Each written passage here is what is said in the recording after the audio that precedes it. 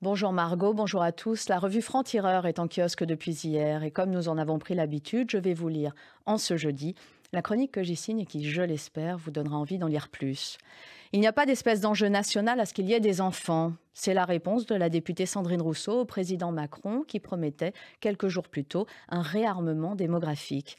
L'annonce présidentielle a de quoi faire hurler nombre de féministes. Il n'est jamais rassurant de vouloir enrôler des ventres pour la nation.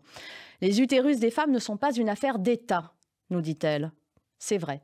Et l'on peut discuter du ton. Mais Sandrine Rousseau a tort de nier l'enjeu pour autant. Le vieillissement de notre pays a des conséquences préoccupantes sur le PIB, la dette, les finances publiques et les perspectives d'avenir. L'abandon de ces problématiques par la gauche, à l'image de l'immigration, au motif qu'elle serait le précaré de Vichy ou de l'extrême droite, est une erreur à ne pas répéter. Le taux de natalité doit être une préoccupation nationale, non par peur du grand remplacement, mais par souci d'équilibre. Et si le vocabulaire martial d'Emmanuel Macron, pour le moins indélicat, lui est coutumier, il ne le réserve pas aux utérus des femmes. Souvenons-nous qu'il était notamment en guerre contre le Covid. Plutôt que de se perdre en surinterprétation sémantique ou en procès en extrême droitisation, discutons des mesures proposées par le président, car c'est là que le bas blesse. Les politiques natalistes ont montré leur inefficacité dans nombre de pays d'Europe touchés par le même mal depuis la fin de la Seconde Guerre mondiale. Seule la confiance de chacun en l'avenir économique, écologique et social du pays aura des répercussions concrètes sur l'envie de mettre au monde de nouveaux citoyens. On ne fait pas d'enfants quand on ne parvient pas à se projeter.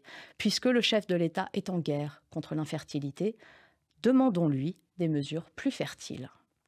Margot et nos auditeurs, vous pourrez lire ce billet dans la revue Franc-Tireur en kiosque depuis hier. Vous y lirez ce billet, mais aussi le franc-parler de Caroline Fourest, bien sûr. Ça s'appelle « Le dernier espoir » et il y est question du dernier des Juifs, ce film magnifique, bouleversant, le premier de Noé Debré en tant que réalisateur. Le dernier des Juifs qui a failli s'appeler Le Dernier, tant c'est difficile aujourd'hui en France de s'appeler Le Dernier des Juifs, aurait pu ne jamais voir le jour. Et c'eût été tellement dommage, car Caroline Fourest vous raconte avec émerveillement l'histoire de Belisha, 27 ans, anti-héros de banlieue, qui fait croire à sa mère malade, Agnès Jaoui à la ville, que tout va bien et que ça n'est pas si compliqué d'être juif, mais surtout qu'il ne faut pas partir après avoir déjà quitté l'Algérie.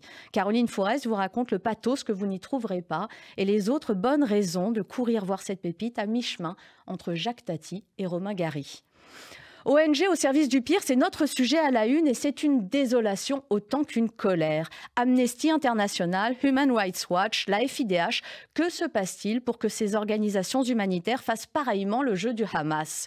Pourtant censées œuvrer à des fins humanitaires, justement, ces organisations non gouvernementales n'en finissent pas d'afficher leur complaisance vis-à-vis du terrorisme islamiste et d'utiliser leur financement contre l'État hébreu, l'État raciste, disent-elles. C'est une enquête de Benjamin Cyr et c'est préoccupant.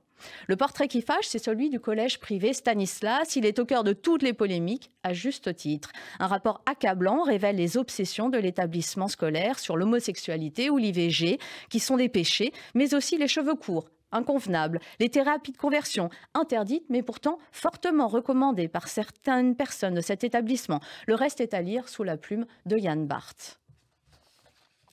La remise en question de l'école privée, justement, il en est question dans le Face à l'histoire de Jean Garrigue. Depuis quand parle-t-on d'un grand service public unifié et laïque de l'éducation nationale, Autrement dit, de la disparition du privé sous contrat. Et pourquoi ça ne passe pas? Élément de réponse dans le Face à l'histoire. Inès Corbière, fille de l'époque, la fille de Raquel Garrido et Alexis Corbière, est placée en garde à vue pour apologie du terrorisme. David Medioni nous explique pourquoi sa dérive ne devrait pas seulement retomber sur ses parents, mais aussi interroger les partisans du déni. D'Inès Garrido, il est justement question dans l'éditorial de Raphaël Enthoven, Les malheurs d'Inès. Peut-on reprocher à Raquel Garrido et Alexis Corbière les déclarations antisémites de leur fille? Y a-t-il un sens à faire aux parents le procès de leur progéniture? Jusqu'où les parents sont-ils responsables de ce que deviennent leurs bambins? Finalement, c'est la question de l'existence qui se pose là. Celle-ci est une série de hasards et de rencontres et force est de constater qu'entre les conseils des parents et les décisions des enfants, il y a la vie et ce qu'on en fait. L'éducation d'un enfant ne connaît aucune recette et n'offre aucune garantie. C'est une démonstration implacable, signée Raphaël Enthoven. Elle est à lire dans Franc-Tireur cette semaine. La raison est un combat C'est le nôtre à franc-tireur, combattre toutes les formes d'extrémisme aussi. Lisez-nous, rejoignez ce combat et la lutte pour que la nuance survive dans un monde qui n'a de cesse de se radicaliser. Bonne journée à tous.